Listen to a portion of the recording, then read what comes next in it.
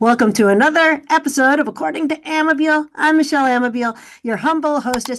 And if you grew up in the 80s like I did, you probably didn't do a lot of homework because of this man right here. He was on our TV sets every day. Had a nice boy from Alabama get to be on MTV. We are going to get into this.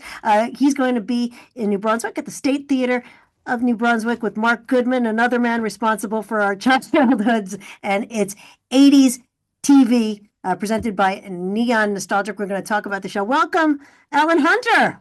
Wow, we were responsible for your music education. Come on. Absolutely.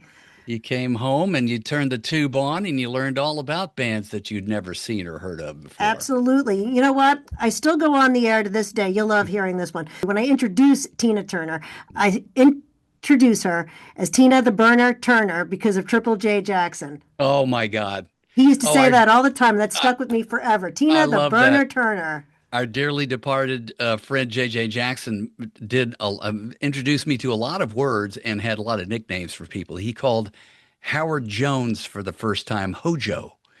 That's And I right. was like, Hojo, yeah, I dig that. So that was Howard Jones' name ever since then. But Yeah, I'm we looking at learned a a lot. groovy picture right now. I don't have a wall of shame here. I don't have tons of gold records all over my studio. But I do have a picture of me interviewing Tina Turner at Live Aid, also of me and Nina Blackwood backstage with Tina after her show at, I think it was the Ritz in New York. And I look like I am plowed. I'm slumped down in the seat next to her with a bottle of champagne in my hand, and Nina's over there looking good, and Tina's looking like, who are these chumps? She was so sweet. I loved her. Tina the Burner Turner. Oh my So, God. so tell me about Neon Nostalgic presents 80s music television. This sounds like the coolest thing. There's going to be a band playing the songs along with the videos that we grew up watching on MTV. How does this show work? Mark and I, for a couple of years, have been trying to figure out. We had somebody come to us a couple of years ago to say that it would be fun to have a little tour and have Mark and I host an evening of 80s music and do Q&A and a very, kind of on stage theatrical evening with kind of thing. And finally, after a year or so, the agents and this group got together, and this will be kind of the first trial run. So anybody who shows up at the State Theater on the 21st of February will get, it's kind of like the first night of a tour, when the energy is high and things could go wrong. I just love this. Neon Nostalgic is this group I'd never heard of before this thing started to come alive out of Canada. They're a tribute band that I really think is terrific. I mean, we've seen a lot of cover bands in our lives that cover, 80s music, but this band syncs their show to the original videos behind them on the screen. So it's a very worked out show. They got a huge catalog of music. I think they probably do some 70s and maybe some 90s, but this will be very 80s centric. So the gig is Neon Nostalgic presents 80s music television with Mark and I hosting the night like we did back in the day.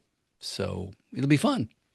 Sounds like a blast. Now, how do you and Mark divide your roles as hosts during the events? We Because have he, no idea. I don't like dividing anything. In fact, he and I are for 45 years like brothers. And that means we love each other dearly, but of course, we love getting into squabbles and we are competitive. And when we get on stage for any kind of event, like the cruise is coming up in a couple of weeks, and you can bet when we're on stage together with a microphone, we are in severe competition. So I don't know. I don't know how it's going to work. He looks at me when I say something funny, and I give him the hook when he's talking too much. But we'll have fun. I mean, it's like we're not the Glimmer Twins. We're not Keith and Mick, but we're like a rock band duo that loves each other dearly, but loves giving each other some crap at the same time. well, are there any specific music videos or artists that you and Mark especially want to highlight in this show, or does the band do it I haven't all? gotten the set list yet. The band has got to whittle it down to 45 or I guess an hour. There'll be two halves and intermission in between. Um, they seem to play a wide variety. They'll be playing Bon Jovi and The Cure. Wow. It'll be Howard Jones and NXS. Um, all of them will be artists, obviously, that we love and will be able to talk about. And they might, change things up a little bit when the night comes a little closer. So I don't know. It'll be kind of a surprise to me. Mark and I right now, actually, and he owes me a call. We're supposed to talk today. We're putting together some pictures from the day. I mean, I've been a pack rat ever since the time. I've been the one VJ who collected all the clothing and the statues, and I've got Michael Jackson's Beat It jacket that we were all given back in the day, and I've hoarded all this stuff. And when we go do events, I have the trophy and the jacket and the pants and the shoes and the backstage passes, and they're like, "Where do you get all this crap?" I said, "I stored it in boxes." So I've got tons of pictures that I'm trying to weed through right now. A picture of Mark at Live Aid or us backstage somewhere that we'll throw up on screen just for fun. I may even get like 20 or 30 of them and have the technician at the show that night just come up with a random shot and we'll talk about it. Part of a little Q&A with the audience. So that should be fun. So, what kind of questions do you usually get when you do these Q&As? Like, I never get things that are personal enough, to be honest. really? I love it when people ask me awkward questions.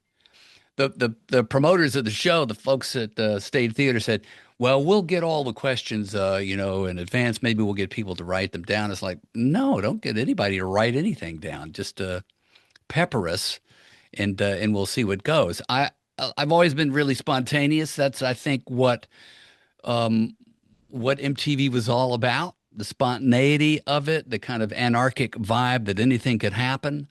That was my vibe. Mark's kind of the same. He likes going with the flow, but I don't care. We get all the usual questions. Mine are like, what's Martha Quinn like? Is Mark really kind of a curmudge? Yeah, he kind of is. Mark was always a cool radio guy. He was on MMR. It's like, Oh gosh, yes. Yeah. Well, Mark came to the table, 1981 when we all got hired. I was the last VJ to be hired, like 3 weeks before we went on air. They finally just gave up and said, we got to have a fifth person. And that blonde guy from the South, just hire him. We need someone on board. We'll fire him later if he doesn't work out. Mark was the one with a resume. So was JJ. Both of them were legendary in the business at that point. And they came from radio. I came from, trying to be an actor on Broadway. So what did I know?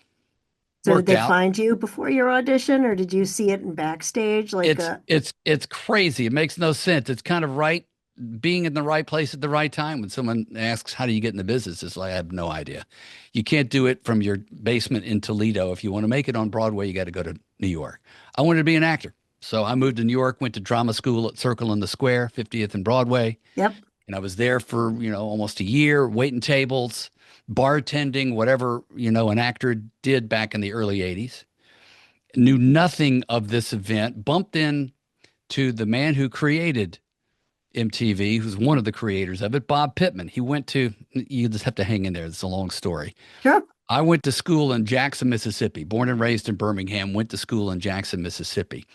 There was a picnic like there are for most states in the United States in New York. They go to Central Park and it'll be the Tennessee, summer picnic or the Oregon or whatever. People have gatherings of their state. So there was a way up north of Mississippi picnic for anybody born, bred, or educated in Mississippi to come together one Saturday and have a big picnic. So a few friends that we knew from Millsaps and whatever. Bob Pittman was born and raised in Mississippi, had some familial relations with my then wife and her family. So he came to this thing in a jacket. I thought it was very weird. It was an August day. No, it would have been a June day. He came kind of dressed up like an executive, and we met, introduced, told me he was working on some cable channel. I told him I was bartending at the Magic Pan. And I said, what's your music channel? Oh, videos. I said, funny enough, I was just in the David Bowie video. 3 months before, I'd been hired to be in David Bowie's fashion video as an actor. It's the cattle call. And so I said, oh, well, so videos like that they would play on Midnight Special, which was I remember Midnight yeah, Special. remember that Wolfman Jack? It's the only place you could see a video. And so fashion played, and I got to see myself. But Bob says he's working on this video channel, and I thought, well, that's funny. I know what those are, but we had no other conversation. He said, great, nice meeting you. I said the same. The next day, the executive producer gave me a call and said, Bob bumped into you at a picnic yesterday and said you should come in and audition for this music thing that we're doing. And I was like, okay, just another audition to me. So I went in and did, in a week span, I did 3 miserable auditions because what did I know about standing in front of a camera and talking extemporaneously about music? I was a big music lover, loved a lot of stuff, but I wasn't a radio guy. Give me a script and I'll talk in a slight English accent, some Shakespeare, because I had done Midsummer Night's Dream in the Lower East Side the previous year. So I don't know. Somehow I did these auditions, and each one I thought they'll never call me back. They kept calling me back, and finally they hired me. And when they Wow. hired me 3 weeks before MTV aired August the 1st, I was like, now what is it again? what what are we doing? Because it wasn't MTV. They hadn't named it 3 weeks in advance. It was like a 50 ring circus. And it was like a hurricane of activity. We went down to the set and they were building the set and moving things around and scripts flying. Nobody knew what they were doing. Nobody, except for the New York union crew, the camera people, the studio people, the prop dude, all the union folks that knew how to put on a TV show knew what they were doing. But our directors and our producers and our writers were all young people, never done this before. And it was a fabulous, crazy maelstrom of activity. And somehow we pulled it together to crank things off on August the 1st. It's nuts. What do you remember most about those early days? Like you go on TV, you don't know who's watching, you don't know who you're influencing out there. And then all of a sudden, it starts to click. You start hearing about kids watching it. It had Yeah. to be crazy. Well, it was. It was like we were talking into a void, though. We talked Right. into a camera, an impassioned camera in a studio in Hell's Kitchen, New York. It went out into the country, but we didn't know where. Manhattan did not have it. As you know, you were in New Jersey and you were getting it in Fort Lee or wherever. But on the Isle of Manhattan, we'd walk around, no one would know who we were. And that went on for almost a year. None of the major markets, Chicago, San Francisco, LA, New York, had it because cable was still in its infancy at the early part of the decade. But somebody was watching it, and the only way we found that out. So let me back up a minute. I'm still bartending at the Magic Pan a month into my job at MTV. By day, I'd go and record these video breaks, and at night, I'd go and do my bartending job. My God, what were they paying you? Zip. And I mean, it was Really? cable wages. Oh no, we were like, at least me anyway. Me and Martha grumble about how we were hired for peasant wages. But my criteria was if someone wanted to hire me for a gig, if it was as much or a little bit more than being in a Broadway chorus show, an equity wage, I was good with it. And it was, it was in the ballpark.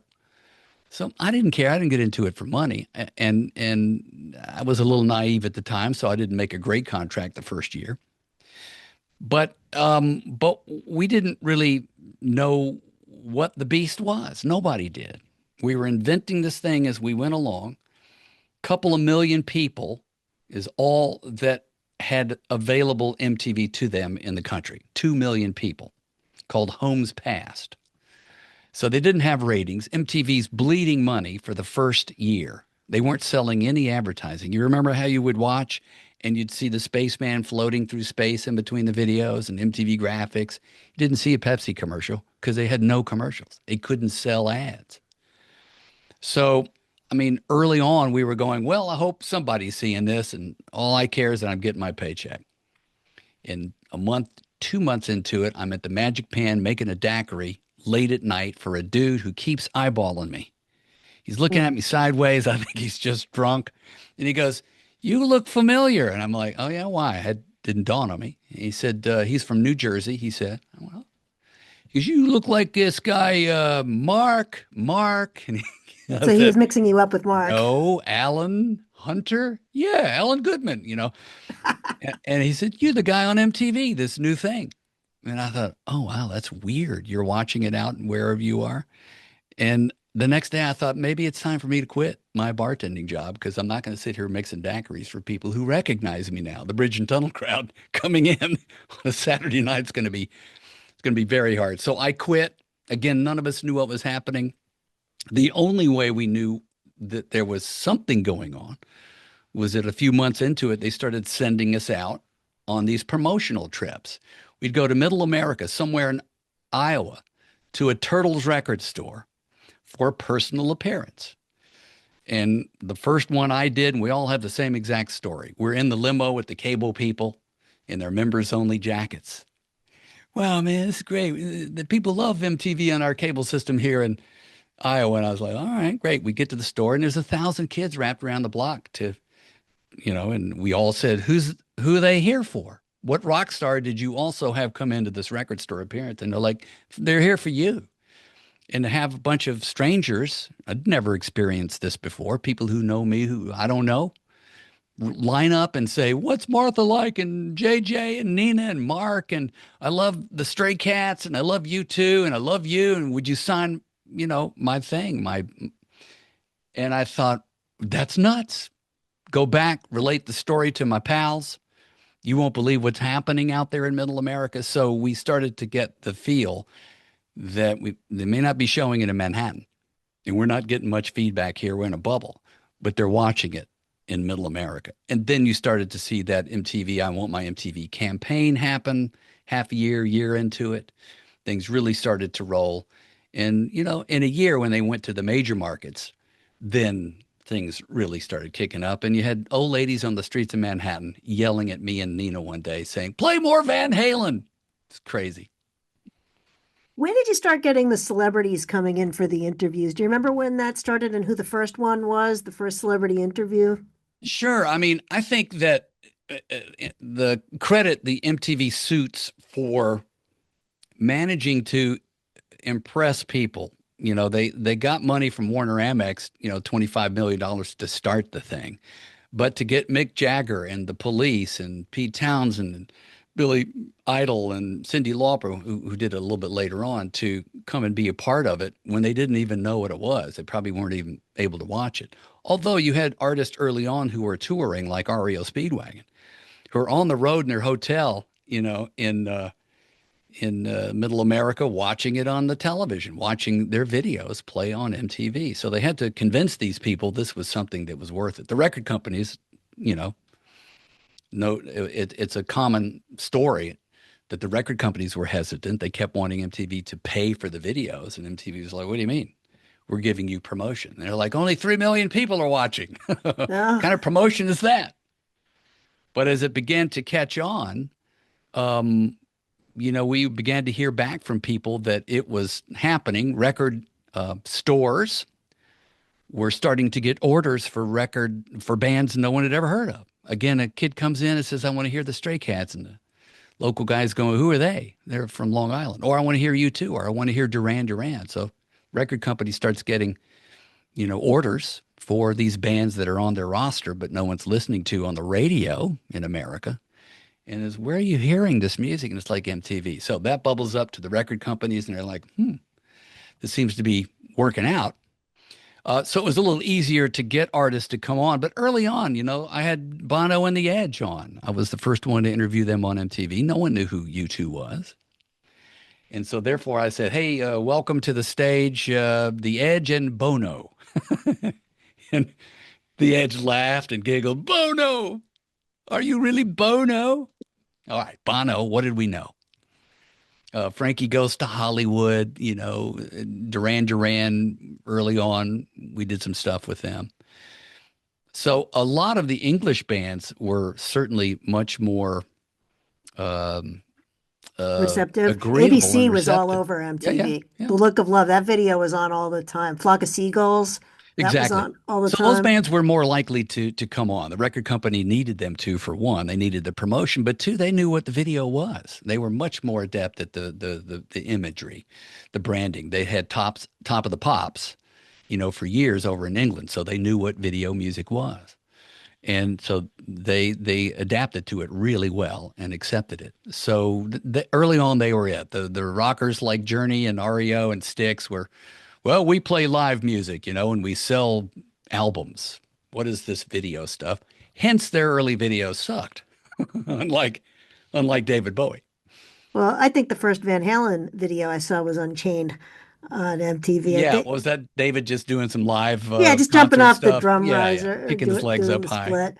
They just didn't know. They didn't get it. And again, the Brits knew how to make a good video with a cool look to it. So that's why they stood out so much in the beginning. Well, and the new wave bands too knew how they were Yeah, arty. They knew how to yeah. do it. They were alt, they were alt videos as Adam well as alt Ant, music. I believe Adam Ant got a huge boost from Yeah. MTV. He was one of my first concerts. I remember that we all went to the concert. It was on the docks on the east side in Manhattan. It was an outdoor concert on the docks before they became the Hudson Yards. And Adam Ant played and I was looking around. Mark was there jumping up and having fun, but we noticed that people were looking at us like they're the VJs from MTV, and I was so intimidated by that people were looking at us. So I sat in my seat and thought, well, I can't act excited. That would be goofy. I got to be cool. But then I learned not to be too cool, so it was fun. Well, I'm telling you, it's like I'd be doing my homework, watching MTV, and I feel like I was learning more about music than my actual studies. Like I felt like I knew who In Excess was before that whole Summer of In Excess campaign was because I'd seen the One Thing video with the Yeah. cats on the Oh, dining room table. It was just such a magical time, the early 80s videos. And then it just exploded. yeah. It completely exploded, even with the New Year's Eve Oh, yeah. broadcast where everybody was drunk on That was TV. fun. The story about NXS is a good example of MTV's power. They were the first band we actually kind of promoted intentionally. The Suits came down, we had a meeting, and they said, there's this band from down under. We're going to play their song, The One Thing, from their third album, Shabu Shaba. And we want to see and we want to flex our power. We want to prove to the record company that we can make a band happen. There was nothing untoward going on. It was just, I want you guys to talk up NXS. We're going to put a little more information out there. We're going to play their video. And lo and behold, it worked. I mean, they blew up, with that song. And the record companies really started paying attention. That first year or two where the record companies are thinking, how much can MTV help us? And MTV continued to try to prove that we were good for the record business, not just glomming off the videos you're giving to us for free. It took a year or two, but as you say, then it blew up. And then Completely blew everybody up. wanted to be on it, and they started spending money on videos. And they started then delivering them to us. So interesting. Now, one thing I wanted to talk to you about being here in New Jersey and being a teenager in the 80s, Live Aid. I want to know your Live Aid stories. Like what was that like backstage? Who was the nicest backstage? Who was more on a star trip backstage? What kind of Well, things did you that was see? the And pretty why was Martha talking up Bruce Springsteen's lighting rig? because we were yeah, the 17 hours was a long day, and sometimes we were hurting for something to talk about in a break or a segment when the tech problem would arise, and they'd look at us and say, "Stretch." That was an amazing sort of paradigm shift in MTV's life. I mean, it was 4 years into MTV, mid 80s, and we had Pied Pipered this audience, which was probably now 25 million ish around that time. And MTV decided they didn't just decide on their own to have a social conscience, but Live Aid was happening. Band Aid and Bob Geldof in 1984, Do They Know It's Christmas, was the sort of kickoff of the giving charitable social movement at that point. And when you got Lionel Richie and Michael Jackson with the manager whose name I can't remember, who what was his name? Ken something, who decided that we needed a U.S. faction. So USA for Africa was born. The notion that we would have this huge broadcast called Live Aid, and it would happen in Wembley and in Philadelphia. MTV was the most likely purveyor of that 17 hours on cable. And when we got news that we were going to be at the epicenter of that, it was pretty mind blowing. We felt like we had matured and moved on. MTV, frankly, in '85, the video jukebox was starting to wear thin a little bit, and MTV was trying to figure out how they're going to capitalize this thing. How do we make a move that is a paradigm shift for us in the life of our channel? So Live Aid was like, hey, let's do this. And I think it was a real sincere effort, obviously, to help the people of Africa. But for the five of us, it was like, what are we going to do now? How are we going to do this? Little did we know we'd be 20 yards stage left of the center of some of the most historic, events in music happening that day in Philadelphia. Same history being made at Wembley. Too many highlights. When we were doing our shift, the other VJs were backstage doing roving interviews, and then we'd pass the baton. One of us would have to be on live. When you'd go back to the area behind the stage, which was Trailer Village, and it was a football field long, and you'd walk down it, and there's Jack Nicholson, and there's Mick Jagger, and there's Tina Turner, and they're all hanging out on each other's stair stoops, Wow. having a drink and gathering like they would never have gathered before. When was the last big festival that had happened that these artists could gather for the entire day? And that they were. We interviewed all of them. I would walk down with a producer team, and it was like, there's Mick Jagger, let's go. And because we were MTV, I could walk right up to him. Didn't have a clue as to what I was going to ask Mick Jagger. Mostly it was, wow, you're Mick Jagger. Wow, you're Tina Turner. David Crosby, Stills and Nash. David Crosby. David Crosby, hello. Was sitting there with his bandmates, and the producer said, let's go chat. I'm talking with him, having a lovely conversation. And my producer says, ask him about his drug problem. He had just had issues with, maybe going to jail. I said, no, I can't ask David Crosby about his drug problem. I'm just not going to do it. She goes, ask him. And I said, so about the drug issue. He said, Alan, you're not going to go there, are you? I was like, oh, damn. She forced me.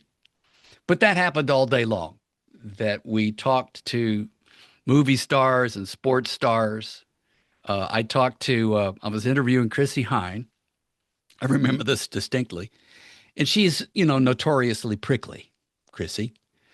Doesn't suffer any fools, but she was there for the cause, and she didn't mind talking to me, but she kept looking over my shoulder as if she was distracted by something, or she just hated my questions, whatever.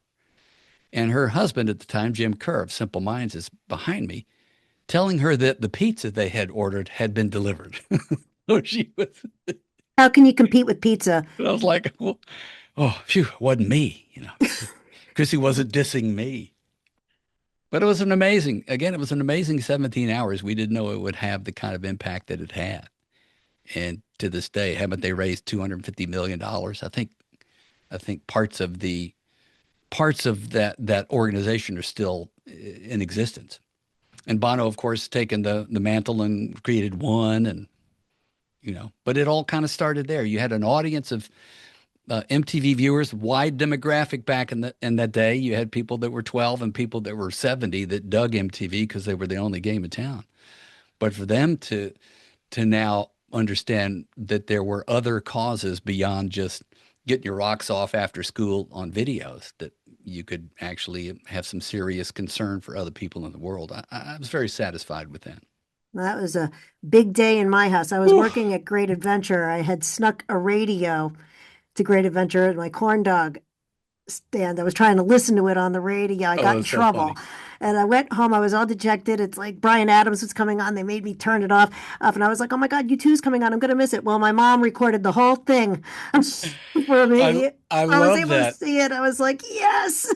Well, we're in Philadelphia, and they alternated between our stage and Wembley. So the only way we could really understand what was happening in Wembley sometimes was through these little stage monitors. So I couldn't hear that the Queen show was amazing. We could see it on the screen a little bit, but the Led Zeppelin thing was probably one of the more notorious. I mean, my brother, by the way, when Mark went on and he said, I can't reveal the whole set list, and he goes, but they are doing Stairway, my brother starts pounding the floor, going, yes, yes, yes. I mean, Mark was good at that, getting everybody. Oh, yeah. No, Mark was talented. Well, I was the one tasked with interviewing them as soon as they got off stage. And again, we really couldn't hear how the show went. We didn't know that that it was kind of a disaster musically, you Well, because know. Phil Collins stopped playing after all Yeah, that something hype. like that. But we didn't know what was going on. They said, there they are, they're coming off, go get them out. And they thrust me in the middle of these five guys. And there was a tension there that I couldn't quite explain, except they were sweating and Robert Plant looked like, he was trying to be graceful. John Paul Jones was totally out of it. Jimmy Page was plowed. And Phil Collins looked like a deer in the headlight. And I was like, what's going on? I asked Robert how it went, what he thought, and whatever he said. I don't even know if I heard. But they started very quickly to just give me the yes and no, and I don't know. And Phil jumped in and started talking about the event and how he had flown that morning from Wembley and kind of telling the tale. And I so appreciated that. Only later, years later, and in a documentary that came out about Live Aid, remember the CNN doc from last year? Phil mentions that night, and he said, "There's this poor Alan Hunter, the VJ from MTV, was getting nothing from us because we were all pissed at each other. Aw. I was mad about my performance. Robert was upset, and they weren't giving Alan anything, so I jumped in to help him out." And I was like, "Wow, what a mensch! Thank you, man. Appreciate it." But I didn't know what was going on at the time. I did my job. We got some answers out of him. And later it was like, wow, that was history being made there. It's And you cool. were in the middle of It it. was fun. I'm telling you, like MTV created so many great moments on television, like MTV Spring Break Oh my in God. Daytona. Yeah. If we talk about spring break too much, I will break out in hives. I Uh, mean, Martha on stage with Great White, wearing it, the shirt. It's oh my God. Yes. Well, I was the ringmaster for those. They sent me down because I was the most comfortable out of the studio. I like messing with people. I was a man in the street kind of guy. So for me to go and do belly flop contests and interview nude women, in Hawaiian tropic outfits, that was kind of I love that. I like that more than interviewing artists in the studio, to be honest, to mess with people. And so to kind of ring lead and traffic cop the bacchanal that was 1,000 drunk college students spraying beer all over me was I don't know, that was a paradigm shift for MTV and the first of its kind for them when they understood that reality television was what it was all about, and that the audience, after all this time, wanted the camera to be turned around at them to see them partying on MTV was the deal. And I was the one who was helping to aim the camera. So as much as it was a tough gig for a week to be there amidst all of that craziness, I had to work really hard as anybody who was around the rock and roll business. And we were in such a weird place, us VJs. We were a part of it, but couldn't be too immersed in it or we wouldn't be able to do our jobs. I mean, we went to all the shows at night, but I had to get up in the studio the next day and do my show. In spring break, I'm trying not to drink along with the college students and we're doing the game on air, shoot whatever. It was But the man, same it thing with was the New Year's Eve specials, right? I oh, remember the news Beastie Boys kind of the looking same. bombed. The Beastie Boys were absolutely bombed doing "Fight for Your Right to Party" on New Oh, Year's Eve. oh, I was really good. I was very professional. I'm not sure that Mark and JJ, they were party hounds, man, but they could operate pretty well, better than I could under the influence of whatever. Were you But the one interviewing Harry Dean Stanton? no, Because I remember I him being pretty bombed too on yeah, yeah. TV. Well, everybody was. That was the funny thing. I mean, New it Year's was Eve. the epicenter of Partyville on New Year's Eve, in the country at least. But everybody wanted to be there. Uh, but we had to stay relatively, unjuiced. And about 3 hours into it, we'd be like 1, 2 o'clock in the morning, New York time, still trying to get rid of the LA time. And our pockets were itching. People were, hey man, come to the bathroom. It's like, I have two more live segments I've got to do. I can't, I can't go off and start partying with you. By the time we got out at 3, the live show's over. Everybody's about to go to sleep in New York, although we decided not to let them do that. One funny moment, I'm backstage with Ronnie Wood and his girlfriend. He's soused, but we're just having a personal conversation in the green room. And past the door comes Keith Richards, who leans his head in, sees his buddy Ronnie, and utters something. Hey, Ron, how you did? And Ronnie uttered something back at him, and they went back and forth with the language that I couldn't understand. Deep, deep kind of Cockney accents that only the two of them knew. They laughed and giggled, and I was like, I am standing in the middle of Keith Richards and Ronnie Wood backstage. Wow. This is amazing. So a lot of out-of-body experiences that even in the moment we realized were kind of incredible. It's crazy. I'm sure you had some great moments. Oh my goodness. And I'll make them up if I didn't have them, you know. Like, hey, David, I was in your video. Do you remember me? Well, funny enough, I went to LA after MTV, and I was taking an improv class, an acting class, and Iman was in it. And I had a scene with her. Our coach put us together in a scene. She's 3 feet taller than me, but we're talking, and I said, I know your husband. She goes, oh yeah, I said, yeah, I was in the video for fashion, as a struggling nobody actor back in the day. And she goes, oh, nice. And she patted me on the top of my head. I thought, wow. Never got to meet Bowie except on the set that day or 3 days that I worked on the video. I got to meet him, but not after that. Not at MTV? No, I know. Mark Goodman did the notorious interview with David. I don't remember him. The notorious interview. Yeah. Well, it wasn't his fault. I don't remember him coming onto the set ever. I went to see tons of shows, but it just never, there's some people that are real holes in like I didn't meet Michael Jackson. Oh, wow. And I never got to meet Prince. I was just about to ask you about Came Prince. This close. I went to LA. My first trip to LA was to interview Prince at the Greek Theater. And something happened and the interview didn't happen. So I hung out with Drew Barrymore at 13 years of age and the Go-Go's, who were all there to see the show. And I'm wondering, why does Drew Barrymore seem like she's doing drugs? Because she was. So wrong. And then Drew inducts the Go-Go's into the Rock and Roll Hall of Fame. Like an Alan Hunter moment. It was very funny. I mean, yeah, I mean, it sounds, anybody who's been in the business, yourself included, you've got stories to tell. You've been in this world, but the weird mix of rock and roll, pop music, new wave, whatever, and entertainment, because MTV became then kind of the epicenter of all things entertainment. Tom Cruise came on to promote, Risky Business. Kevin Bacon came on to promote Footloose, and they'd all guest DJ. And, I got a picture of Dan Aykroyd and me on set, and he's promoting Ghostbusters. So they all came on MTV. My biggest hero was Robin Williams. He's the funniest man on the planet, and he came on for the movie Moscow on the Hudson, and I got to interview my hero. Wow. And so those were the special moments to me. And the wrestlers.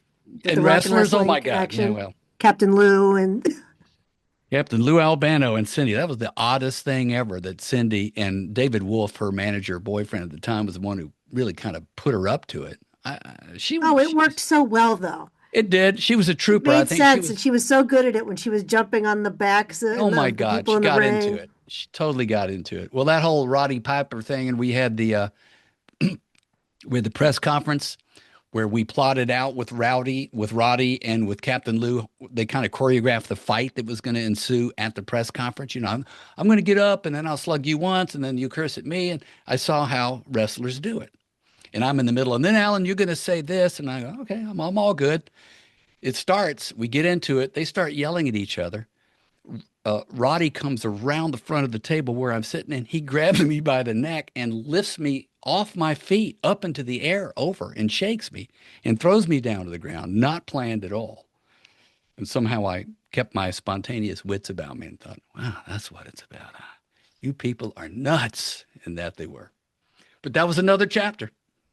Oh, it's awesome. Much fun. Being here in New Jersey, the craziest thing in New Jersey, besides Bruce, like absolutely exploding with that Dancing in the Dark video. Yeah. I mean, like the first video he ever had on there, he wasn't even in it. The Atlantic City video. I know. And he was a skinny little geek. And then when he Born in the USA comes out, you notice how muscular he was? Because he was Popeye arms. He's pumped up for the video. And by the way, the Courtney Cox and I went to the same high school in Birmingham, Alabama. She graduated a few years after me. I knew who Courtney was when she was an intern at Island Records because of Miles Copeland. They were cousins, and so I got to meet her one time before that video was shot, and it was like Courtney's in the video. Holy cow! And then after that, it was Then nuts. after that, it was just. Then I was no longer the most famous alumni of my high school in Birmingham. Well, I just remember Mark did this interview with Bruce at Giant Stadium. It was like Bruce up against a wall, Oh yeah. like backstage. Oh yeah. Was It that was at the Meadowlands, I think. It USA? was at the Meadowlands. It might have been in the arena at the Born Was in the that USA tour. yeah. I kind of remember that. It's so funny. So Mark did that interview. And then the other New Jersey event was Jon Bon Jovi giving away his childhood house Oh my gosh. on MTV. That was crazy. He's like, I want you to have it. I just remembered that was crazy. He gave away his house on I love it. MTV. I love it. Well, the sweepstakes that we had were legion, right? I mean, you had the weekend with Van Halen. You had John Mellencamp's Oh, the Pink little pink House, houses. the little pink house. I went there to Bloomington for a week in advance to do some advanced stuff and talk to the people. Then we give away the pink house, which of course was on a chemical dump, and the MTV had to scramble to buy a new house to give away to the people or they'd get sued big time. I mean, we did so many of those things. The first one I ever went to, a promotional appearance with fans who had won a competition to see Journey at the what is the venue in Long Island, the big venue? It was called um, it's not the Meadowlands in New Jersey. This was in Long Island. I flew out to Middle America in a Learjet, picked these four fans up. The winner gets to bring three people with them. And then we fly back to Long Island for the big night. And I wasn't thinking that I'm going to have to ride for 4 hours with these people on a little teeny Learjet, where for 4 hours they did nothing but ask me every question they could think to ask a VJ. And by the time I got off that plane, I was like, oh God, I hope I don't have to do this again. Much as I love fans, they were geeked out that they had 4 hours with me. And then once we were in front of Journey, then I was cast aside, of course. But I those can things only were imagine the amazing. guy. Those, I can only imagine the guy that won the contest that got to roadie for Bruce. oh Like, yeah. I wonder if they worked him that hard. Well, wasn't there one with Kiss? Didn't we have a roadie for a day with Kiss? I I can't remember if we did it with them Oh, or there was also something with I think didn't Paul Stanley host like so there was like Paul Stanley in a hot tub. something like Like, that. it's Well, when you say, wasn't there somebody in a hot tub Yeah, doing it was something Paul Stanley funny at a though. party? It was Yeah, times love a Paul hundred. Stanley, by the way, Well, lovely man. oh God. Well, I went to the other kind of reality-based events. I did a Muck in America, which was a trip where I drove across America for 30 days, messing with people and doing reports. And then I went to Jamaica with Bon Jovi for a week. It was called the Hedonism Weekend, Hedonism Week on MTV. That's right. And my wife and I had just had our son, our first son. He was like 3 months old. And MTV ships me off to Jamaica for a week. And my wife is like, oh, I'm coming. No, I'm coming. And then MTV is like, she can't come. It's club hedonism. There's no accommodation for, a feeding baby and a mom. And so she couldn't come. And I was there in Jamaica drinking Red Stripe and doing silly stuff with Jon Bon Jovi and Samantha Fox. Touch So me, on one touch me. hand, it's kind of like, people I would speak to, especially young men, are like, oh, you were so lucky, man. That's amazing. The life you got to lead. And it's like, but it was kind of like we were doing television and it was hard.